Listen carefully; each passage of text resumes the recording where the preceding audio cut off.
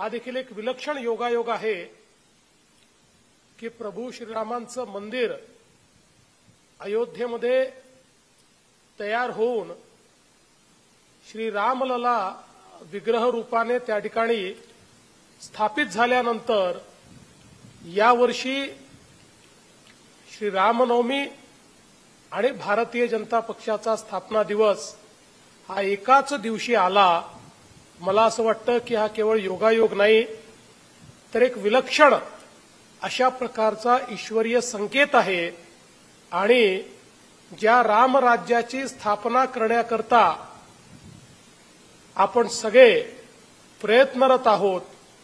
ज्या रामराज्याची संकल्पना स्वतः महात्मा गांधींनी देखील मांडली होती, त्या रामराज्याकडची आपली वाटचाल ही सुरू झाली असल्यामुळे आज आपण रामनवमीच्या निमित्ताने आपला स्थापना दिवस या ठिकाणी साजरा करतोय।